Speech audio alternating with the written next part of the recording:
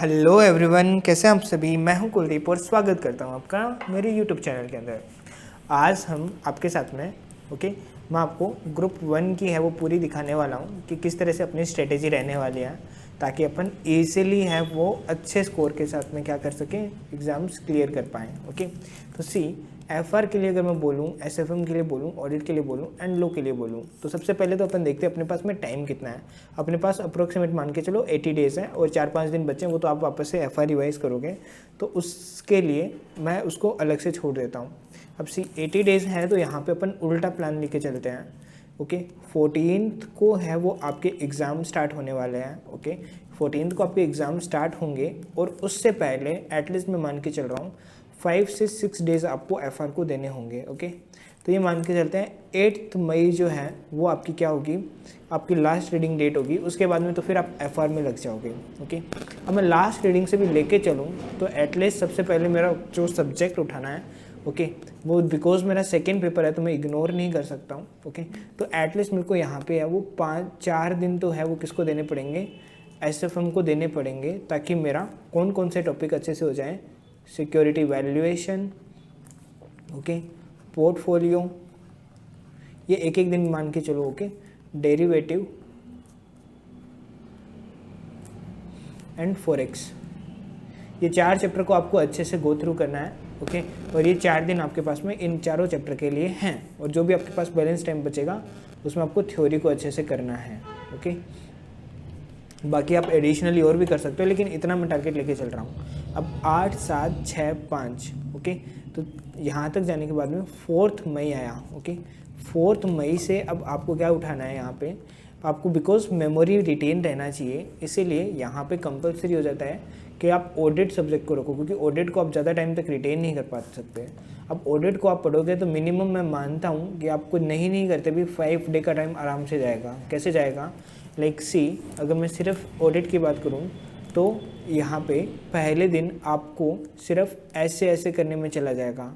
Okay, वो भी पूरे हो जाए तो अच्छी बात है। दूसरे दिन professional ethics, okay, and company law आप मान सकते हो। ओके, और अगर ये आपका हो जाता है तो मैं मानता हूँ कि आप ये छोटे चैप्टर जो कंपनी ऑडिट से रिलेटेड है, लाइक कारो वगैरह हो गया, ओके, तो वो वाले टॉपिक आप सल्टा दोगे। 3rd डे को अगर मिनिमम मान के बात करूँ तो टैक्स ऑडिट भी करोगे आप। ओके, जीएसटी ऑडिट भी करोगे आप।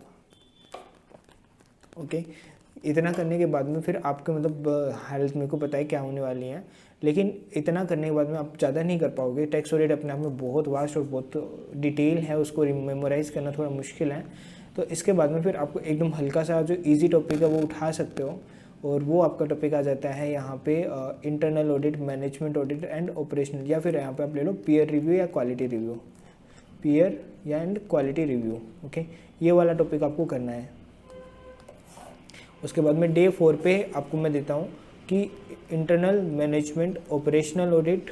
ओके, देन आप यहाँ पे प्लस में लेके चलो audit committee corporate governance, plus में आप लेके चलो audit of CFS consolidated financial statement वाला चैप्टर। ओके, एंड देन फिर 5वें डे पे, मतलब एक दिन में इतना ही हो पाएगा, फिर 5वें डे जो आपके पास बचता है वहाँ पे आपको फोकस किस पे करना है, वहाँ पे आपको फोकस करना है अभी जो छोटे चैप्टर आपके बचे हुए हैं, लाइक लाइबिलिटी ऑफ ऑडिटर वाला हो गया। ओके, या फिर आपका आपका ये वाला टॉपिक एक बार छोड़ते हैं, आप यहाँ पे उठाओगे bank, NBFC and insurance audit. Okay, और यहाँ पे आप एक टॉपिक और प्लस कर लो, वो है पीएसयू की ऑडिट। तो ये वाले टॉपिक आपको मैंडेटरी करने हैं। ओके, ये वाला अच्छा स्कोर रखने वाले हैं आपके एग्जाम में, तो इतने टॉपिक को रिवाइज करने के लिए 5 दिन तो मिनिमम आपको चाहिए ही चाहिएंगे। ओके, 4 तारीख से अगर मैं पीछे जाऊँ तो 1, 2, 3, 4, 4 तो ये गए और 30 अप्रैल भी गई, तो अब मेरे पास बचती है यहाँ पे 29 अप्रैल। तो 29 अप्रैल को मैं क्या करूँगा, अब देखो अभी मेरा क्या हुआ है, ऑडिट हुआ है, एसएफएम हुआ है, अब मैं यहाँ पे उठाऊँगा लो। ओके, बिकॉज ये मेरी एग्ज़ाम से लास्ट टाइम रिवीजन है मेरी एग्ज़ाम से पहले, तो लो को मैं करने वाला हूँ 28, 27, 26, 29 भी और 25 नहीं 26, 4 दिन में हो जाएगी। ओके, यहाँ पे आप पूरी कंपनी लो करोगे 2 दिन के अंदर। ओके, कैसे करोगे, डे 1 को आप ले लेना डायरेक्टर मॉड्यूल पूरा। ओके, एंड डे 2 को बाकी सारे चैप्टर ले लेना। ओके। और यही 27 एंड 26 को आप इकोनॉमिक लॉ को कंप्लीट करने का टारगेट रखना, ओके। यहाँ पे एक दिन और भी ऐड कर सकते हो क्योंकि इस बार काफ़ी अमेंडमेंट भी थे, ओके। फेमा में, FCRA में, तो फेमा उठाना, देन FCRA उठाना, देन सेबी उठाना, देन PMLA उठाना, ओके। ये आपका मैक्सिमम वेटेज ऐड कर देंगे। उसके बाद में लास्ट में आर्बिट्रेशन कर लेना, ओके। तो ये सारे टॉपिक आपके ऐसे हो जाएंगे लो का। ये क्या थी, आपकी लास्ट रिवीजन थी। अब देखो यहाँ पे अगर आप जाके देखोगे, आपका लो लास्ट एग्जाम से पहले रिवाइज हो गया, ऑडिट एग्जाम से पहले रिवाइज हो गया, SFM एग्जाम से पहले रिवाइज हो गया एंड FR एग्जाम से पहले रिवाइज हो गया। तो अल्टीमेटली हम कर करके आ गए हैं अपनी 28, 26 और ये 25, ओके। तो 25 तारीख तक पहुँच गए हैं। अब बात करते हैं 24 तारीख से। तो 24 तारीख से अब 24 अप्रैल तक का टाइम है अपने पास में, मतलब 24 अप्रैल तक एक बार अपन को ख़त्म करना है। उसके बाद में अपन ऊपर वाली प्रोसेस फॉलो कर सकते हैं। अब 24 अप्रैल को ख़त्म करने के लिए मेरे को, अगर मैं ये मान के चलूँ, आज का दिन तो छोड़ देता हूँ, अगर आप 16 फ़रवरी से भी चालू करो, ओके, और आपको पहुँचना है 24 अप्रैल के ऊपर, तो आपको लगभग कितना दिन मिल रहा है यहाँ पे, लगभग आपके ये मान के चलो 13 दिन यहाँ पे हैं, प्लस 31 दिन मार्च के हैं, प्लस 24 दिन इसके हैं, ओके। तो ये हो गया आपके टोटल 68 डेज, ओके। अब 68 डेज है और 4 सब्जेक्ट हैं, तो ऑन एन एवरेज यहाँ पे आप 2 रिवीजन आराम से कर सकते हो, ओके। पहली रिवीजन आपको अराउंड 10 डेज़ की लेके चलनी है, ओके, 10 डेज़ की लेके चलनी है। तो यहाँ पे 40 डेज़ आपके कंप्लीट हो जाएंगे, ओके। एंड फिर बचे हुए 28 डेज़ हैं, तो वहाँ पे आपको 7 डेज़ की रिवीजन लेके चलना है, ओके, जहाँ पे आपके 28 दिन कंप्लीट हो जाएंगे एंड टोटल। और फिर ये जो लास्ट रिवीजन मैंने बताई है डिटेल वाली, ये आपको फॉलो करनी है।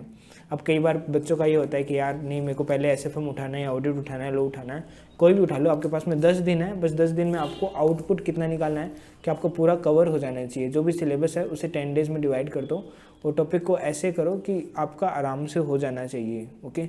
ये नहीं हो कि एक दिन, चलो 10 दिन है, आज का दिन टाइम पास कर लिया, फिर कुछ अता पता ही नहीं है।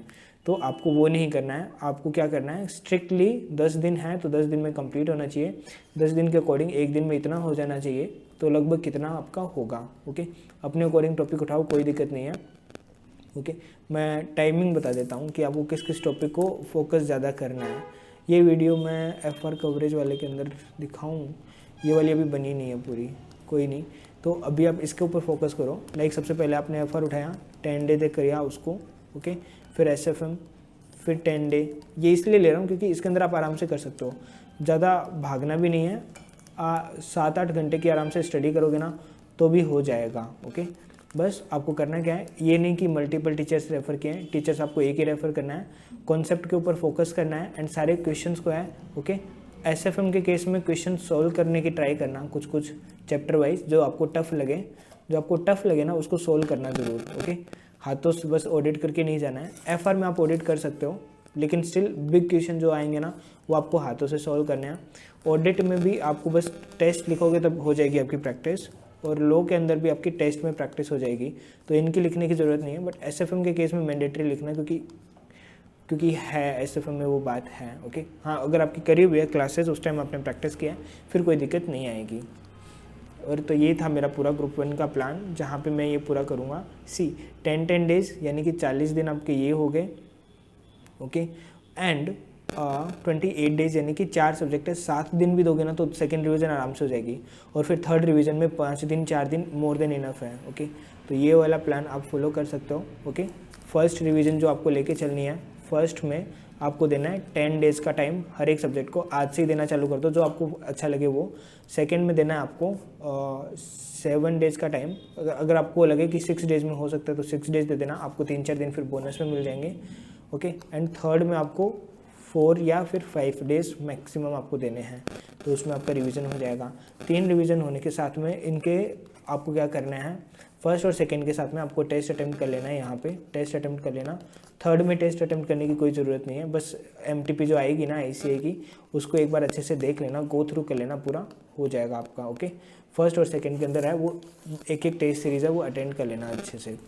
तो इस तरह से अगर आप करोगे तो आराम से हो जाएगा, ओके। और बिना किसी हेडेक के अगर फर्स्ट टाइम भी करोगे तो हो जाएगा, बस आपको खींच के चलना है पहले से ही। ओके, कोई डाउट आए तो मैसेज कर देना, और मैं रिप्लाई कब तक कर पाऊँगा, से मेरा ऑफिस भी रहता है। ओके, तो अराउंड मैं जो आपको रिप्लाई करूँगा वो 8 to 9 के अराउंड कर दूंगा, मतलब मैं रिप्लाई जैसे फ्री होऊंगा तो कर ही दूंगा। बाकी नॉर्मली 8 to 9 के बीच में मैं आप सबको रिप्लाई करूँगा, तो वैसे वेट मत करते रहना, क्योंकि मेरा फ़ोन साइलेंट पे ही रहता है, तो मेरे को पता भी नहीं चलेगा कॉल आ रहा है या नहीं आ रहा। Okay, so see you soon, bye bye. ये स्ट्रेटेजी फॉलो करना एंड कमेंट कर देना आपको कैसे लगी है। Okay, bye bye.